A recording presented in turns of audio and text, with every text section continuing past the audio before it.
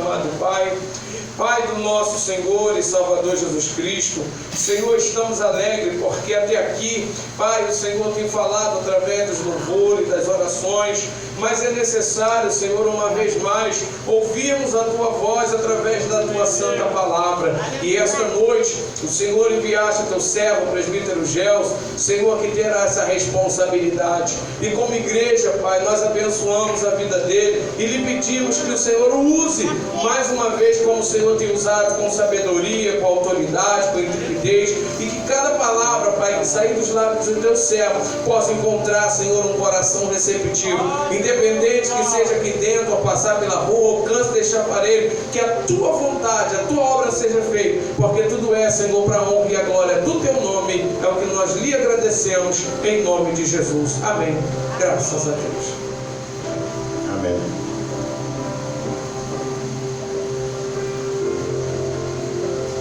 Eu agradeço mais uma vez a oportunidade e a confiança do pastor de me passar essa responsabilidade. Irmãos, eu peço, você pode se sentar, se acomode, fique bem à vontade, porque o que Deus tem para tratar conosco hoje é uma coisa muito bacana e é de muita responsabilidade, tanto para aquele que prega, para aquele que ouve. A palavra santa do Senhor se encontra na carta de Paulo aos Coríntios, segunda carta, no capítulo 3, a partir do versículo 1.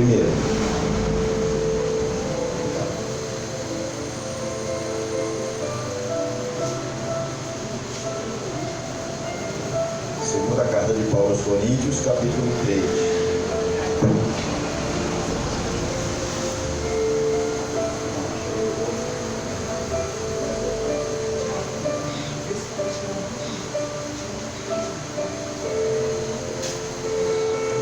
Sentado ali, estava ouvindo o pastor trazendo essa palavra de reflexão e de ensinamento para a igreja. Eu estava pensando quando eu tinha um pastor, ele era meio pequenininho, mas ele era um pouco valente. Quando ele ia de terno para a igreja, eu sabia que eu podia comer. Quando eu vi o pastor Marcos hoje, eu falei, eu fiquei pensando, eu olhei para a Mary e falei, pastor Celso aí.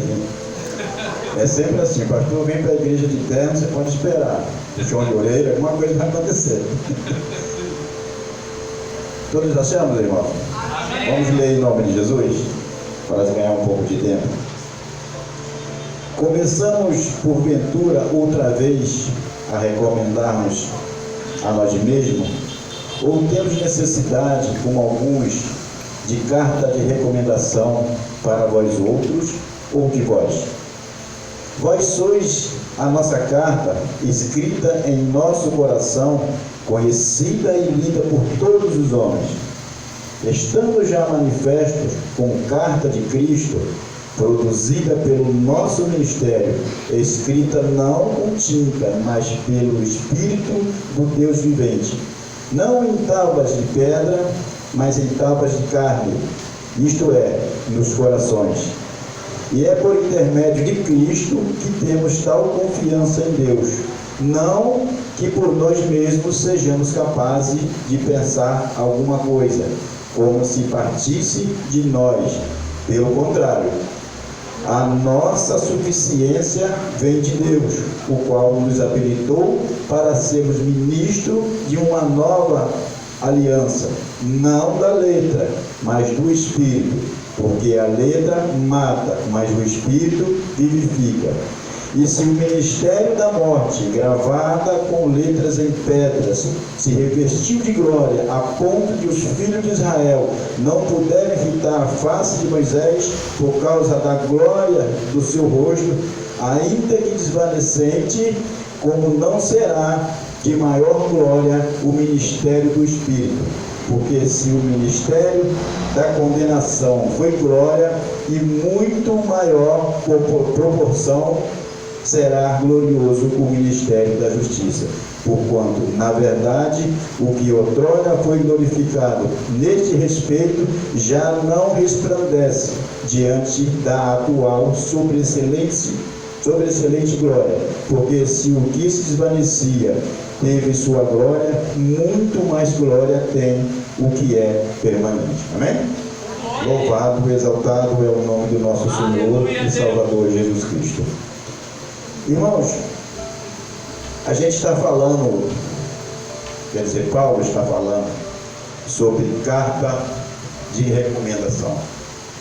E está falando de carta e ninguém escreve uma carta e põe dentro da gaveta. Hoje não se escreve muito mais carta, né? Hoje é Zap, é Zip, é um monte de coisa. Você pensa numa coisa e você clica no Zap e daqui a alguns segundos as pessoas já estão sabendo tudo o que você quer e o que você precisa. Mas no tempo que isso aqui foi escrito, era necessário cartas. E às vezes você demorava dias, semanas, meses para uma carta chegar a determinado lugar. E Paulo, ele começa a explicar para um grupo de pessoas, irmãos, que talvez quem conhece um pouco a Escritura, conhece sobre a vida de Paulo, e você vai começar a entender que uma das igrejas que mais Paulo teve problema foi a igreja de Corinto. Porque a igreja de Corinto, ela era uma igreja constituída por muitos judeus, e judeus tradicionalistas. E esse tipo de pessoas, eles não aceitavam o evangelho de Paulo porque era o evangelho da graça. Hoje você vai pregar sobre graça em algumas igrejas, hoje ainda você encontra resistência. Por quê? Porque a graça, ela derruba o sistema religioso. O sistema religioso, ele tem sido uma praga no meio dos crentes, porque as pessoas não conseguem entender o que é graça. Ele pensa que graça é um Deus engraçado que acha graça em tudo. A graça é simplesmente um favor imerecido. Se você achou graça aos olhos de Deus, você foi favorecido por Ele sem você ter merecido. Isso chama-se graça. E a graça de Deus está justamente na carta que Ele escreveu para você. Isso faz você lembrar no dia que você se converteu. Faz você voltar um pouquinho no passado e você entender como foi que você se converteu. Porque a Bíblia diz que você não é suficiente para isso. Isso não vem de você, isso vem de Deus. Se isso vem de Deus, alguém teve que trazer para você essa mensagem. Por que a gente precisa falar assim, irmãos? Por que a gente precisa aprender desse jeito? Porque a palavra de Deus, ela precisa nos confrontar, porque nós somos seres humanos. A palavra de Deus, ela precisa nos deixar de cabeça baixa, pensativo, procurar entender se nós estamos certos naquilo que falamos ou não, porque esse discernimento, ele precisa ser do Espírito. E Deus, quando escreve essa carta, Jesus, quando escreve essa carta, Ele não escreve mais em um papel, porque esse papel que um dia ele vai se perder. Vai chegar dias que você não vai encontrar mais a palavra de Deus escrita. E aquela que foi escrita na pedra, aquilo não serve mais. Porque nós estamos falando da nova aliança.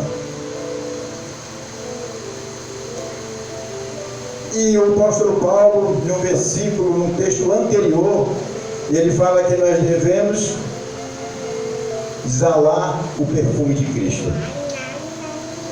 Mas só que o perfume de Cristo, ele tem um problema, porque ele é só agradável para aqueles que vão se salvar. O cheiro de perfume de Cristo, ele só é agradável para aqueles que são salvos. Para aqueles que se perdem, ele tem cheiro de morte. O Paulo, ele tem muita propriedade de falar sobre isso. Por quê? Porque Paulo também era romano. Ele conhecia os costumes romanos. Quando saía um exército romano, uma legião de exército para tomar determinada cidade, ou país, nações, quando eles voltavam, eles pegavam tudo que tinha de valor lá e traziam aquelas pessoas para ser julgadas em Roma. Quando eles entravam dentro de uma cidade, jogava-se pétala de rosa, homenageando aos generais, cheios de glória, e eles sentiam aquele cheiro de rosa como algo vitorioso. Mas quem vinha atrás, algemado, que sentia aquele cheiro, ele sabia que aquele cheiro para ele representava a morte, porque ele ia entrar dentro de um lugar onde ele ia ser julgado, condenado e morto. Paulo está explicando nessa carta que o perfume de Cristo, ele só é aroma suave para quem vai se salvar, para quem vai crer. Para aqueles que não vão crer, ele tem cheiro de morte. Mas isso é uma coisa à parte. Eu só estou complementando porque é um cumprimento do texto de Paulo. Eu quero falar sobre isso, irmão, porque o nome de Jesus Cristo, ele é falado talvez nos 4 cantos do mundo. Todo mundo já ouviu falar e conhece o nome de Jesus Cristo. Jesus Cristo, ele é um nome famoso. Os ímpios, as pessoas do mundo, todo mundo conhece o nome de Jesus Cristo. Mas são poucos os que conhecem a pessoa de Jesus Cristo. Porque a pessoa de Jesus Cristo, para ser conhecida, ela precisa ser apresentada. Você falar de Cristo para alguém, mas se ele não reconhecer a pessoa de Cristo em você, ele só vai saber o nome. Por isso que eu quero que você reflita sobre o dia que você se converteu. No dia que você foi convertido, melhor. Porque o evangelho pregado hoje, ele está um pouco distante da graça de Deus. Ele está um pouco distante desse favor de Deus para o homem. Ele está muito perto de obra. Mas a obra, ela tem o seu valor quando você é crente. Porque você conhece um crente, quando você vê ele na rua com a Bíblia, um terno, uma gravata, todo mundo sabe que é um crente. Mas se você vai conhecer se ele é um servo de Deus, é pelas suas obras. As suas obras é que vai dizer que você é um crente ou se você é um servo do Senhor. E esse Jesus Cristo, esse nome de Jesus Cristo, ele é conhecido em toda parte do mundo. Mas a gente precisa entender como foi que nós entendemos, que nós conhecemos esse Jesus e entendemos que ele é o nosso Salvador.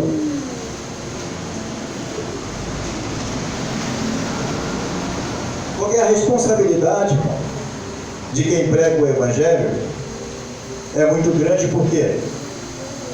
Porque você é uma carta escrita aos homens.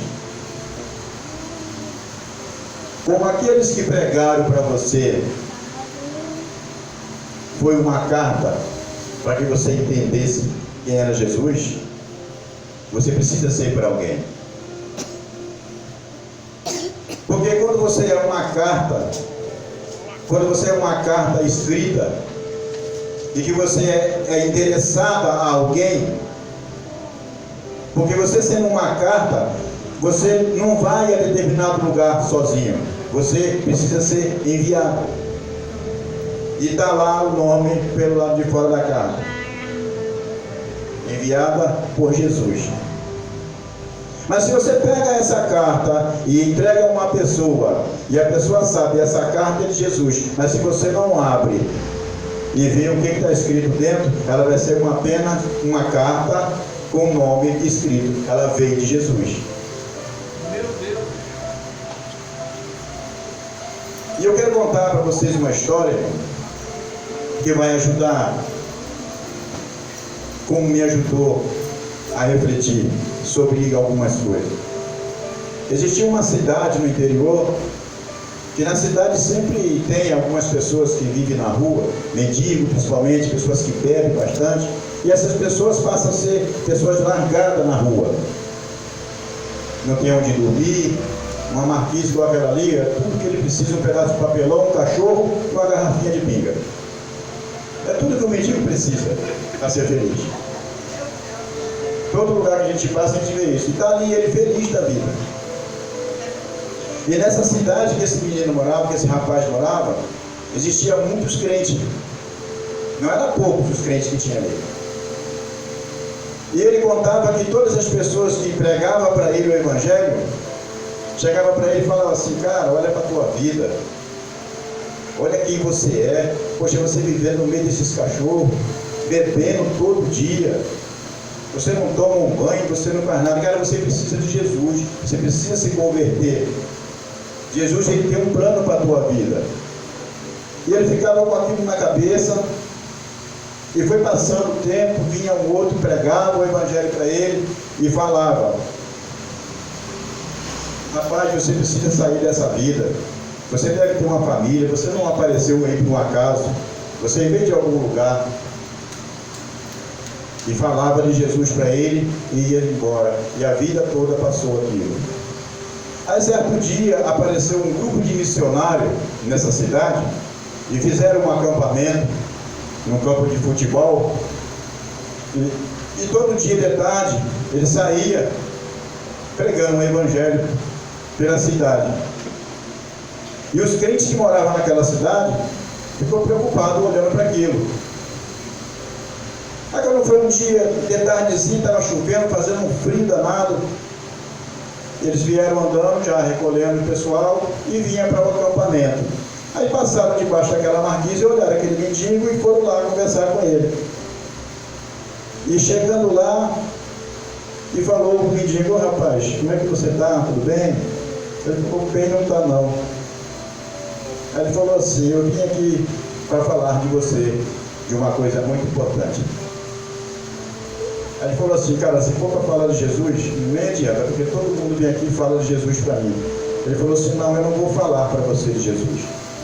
Eu vou te apresentar Jesus. Ele falou assim: como que você vai apresentar Jesus? Eu vou te apresentar Jesus Cristo. Eu vou falar quem é Jesus para você, mas eu vou te apresentar ele. Aí ele falou assim: rapaz, pelo que os camaradas falavam comigo aqui sobre Jesus, eu acho que ele é até um camarada legal. Eu acho que ele é um camarada legal. Mas só que tem, eu nunca conheci ele. As pessoas só falavam para mim de Jesus. Mas nunca chegou para mim e me apresentou: poxa, esse aqui é Jesus, aquele cara com o qual eu te falei, que salvou a minha vida e quer salvar a tua vida também. Ninguém nunca falou isso. Eu até sei que ele é um cara maneiro, mas eu não conheço. Aí os caras falaram assim: eu vou te apresentar esse Jesus. Você vem comigo? Eu vou com você. Ele pegou aquele mendigo, levaram para o acampamento, deram um banho, fizeram barba nele, botaram umas vestes bonitas, trataram do seu cachorro, só não levaram para lá uma garrafinha de vinho, deixa para lá. E foi no outro dia de manhã, eles vieram pregar o Evangelho na rua e fizeram bêbado. O bêbado da bonitão, passando na rua. Aí uma pessoa conheceu ele e falou assim: cara, mas eu te conheço, você não era o mendigo que dormia aqui? Ele falou: era. Ué, mas você está mudado? Ele falou assim: poxa, eles me apresentaram aquele Jesus que você me falava. E o cara é bom. Olha o que ele fez comigo. Aleluia. Glória a Deus. Porque os crentes que pregavam para aquele homem só falavam para ele que você precisa parar de beber, que você precisa de deixar de fazer isso e deixar de fazer aquilo, mas nunca apresentou para ele uma solução real. E ele um dia falou para eles assim: cara, vocês só me enxergavam quando eu estava bêbado, vocês só viam as pingas que eu tomava, mas os tombos que eu levava vocês nunca viram. Quando eu caía e quebrava a cara, ninguém via. Eu passava por tudo aquilo sozinho. Mas quando eu estava bebendo, vocês enxergavam. Vocês nunca lembraram de mim quando você estava jantando na sua casa, quentinha, um pratinho de sopa, e eu aqui na chuva, um frio desse, sem ter o que comer, e o pouquinho que eu conseguia, eu dava para o meu cachorro. Quando você tomasse o seu café pela manhã, vocês nunca lembraram de mim. Já viram o frio que está fazendo à noite aqui na cidade? Ninguém nunca levou para mim um cobertor. E hoje, irmãos, é lamentável a gente ver pessoas pregarem o Evangelho, falar sobre o nome de Jesus Cristo, mas não apresentar esse Jesus Cristo para as pessoas. Eu falo, irmão, porque passaram foi anos pregando o Evangelho para mim. Passaram foi anos. Quando eu encontrei uma pessoa que me apresentou a Jesus Cristo de verdade, e falou comigo assim: Gelson, eu vou te dar alguns materiais para você estudar, e você vai conhecer esse Cristo a qual eu te falo.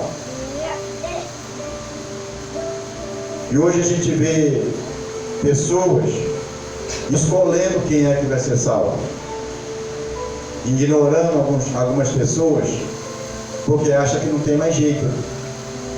Essa pessoa não tem jeito, isso aí está por conta já. Mas e a carta que foi enviada àquele homem? Será que ela foi aberta? Será que as pessoas a qual você foi enviado a pregar, ela foi aberta, ou ela foi só entregue e está lá o nome de Jesus, mas não foi aberta para que a pessoa visse a pessoa de Cristo em nós? Porque esse tipo de obra, ele não leva você a lugar nenhum, a salvação principalmente, mas ela vai provar para que pessoas que você prega que você é um salvo, e por causa disso você sente amor por elas. Porque uma pessoa que não é salva, ele não sente amor nem por ele mesmo. Por isso que não é difícil a gente entender uma pessoa que é crente e uma pessoa que é cristã. Porque, como foi falado aqui do bom samaritano, todas aquelas pessoas eram crentes, religiosos, zelosos pelas suas tradições religiosas, enquanto o samaritano era odiado por eles acharem que ele era idólatra, que era um monte de coisa ruim, mas foi o que representou Cristo para aquele homem que estava ferido. Então nós vemos muito hoje, irmão, pessoas pregar um tipo de evangelho e que não leva ninguém a lugar nenhum e que não salva ninguém. Porque, como o pastor Marcos falou aqui, uma igreja cheia, ela não quer dizer que ela é grande. Isso não é crescimento, isso é inchaço. Quando chegar o problema com agulha e furar, aquilo desvazeia e acaba. A pessoa que tem um crescimento firmado na palavra do Senhor, pode acontecer o que for. Ele pode blasfemar contra sua mãe, amaldiçoar o ventre da sua mãe, mas ela não desacredita no que ela aprendeu de Cristo Jesus. Porque o Evangelho, irmão, ele é uma promessa de Deus na velha aliança.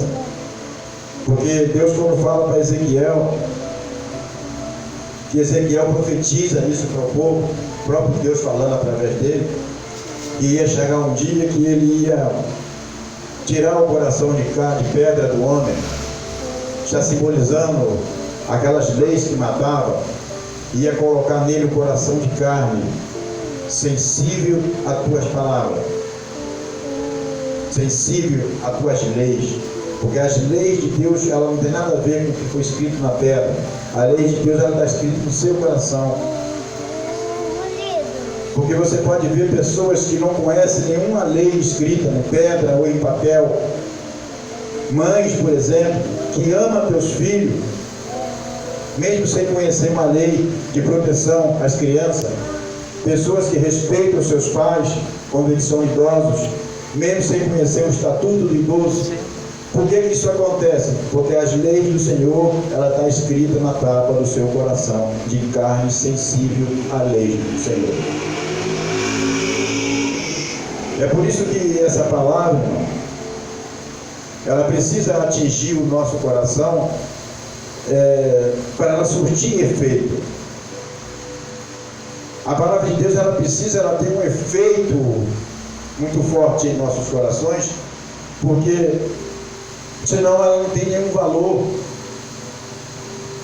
A palavra de Deus, ela precisa ter valor. É porque existem muitas coisas que as pessoas confundem preço com valor.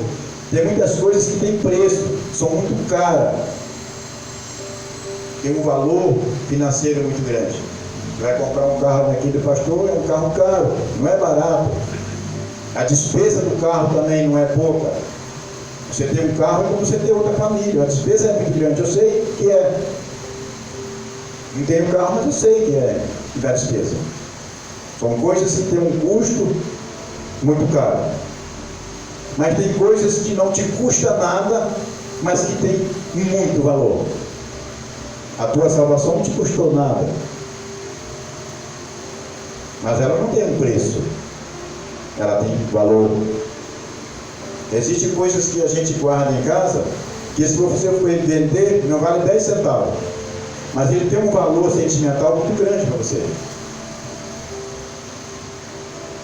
Você vai vender aquilo, ninguém dá 10 centavos, mas vai tocar naquilo, com a cara que tu leva. Tem coisas que a mulher guarda, é o que nós mesmos guardamos. Quer dizer, não está no preço, não está no valor sentimental, no valor material, está no valor sentimental. A nossa matéria, nós não valemos nada perante aos homens, mas nós temos um valor para Deus muito grande, um valor que não tem preço. Aquilo simplesmente custou a vida do teu filho. E através da vida de Jesus Cristo, a morte de Jesus Cristo é que nos valeu a vida. Então, se a gente ama a Deus, se a gente ama a Cristo, devemos também amar ao nosso semelhante, independente dele ser crente ou não. Porque a Bíblia fala, o próprio Jesus fala, ninguém pode ser salvo se não for por ouvir o Evangelho. E ninguém vai ouvir o Evangelho se você não pregar. E se você pregar o Evangelho, mas não deixar Jesus Cristo se manifestar em você, vai ser apenas uma carta fechada. O nome de Jesus está lá escrito, mas nunca vai ser aberto para saber o que está escrito dentro. E nós somos ministros de uma nova aliança. A nova aliança, ela é graça, é favor imerecido a qualquer um que seja. Não cabe a nós julgar quem vai ser salvo e não vai. Nós devemos pregar, porque aqueles que vão ser salvos, eles só vão descobrir através da pregação do Evangelho, e cabe os crentes pregar. Amém? Que Deus nos abençoe e nos guarde. Amém. E nos dê a paz. Obrigado pela oportunidade.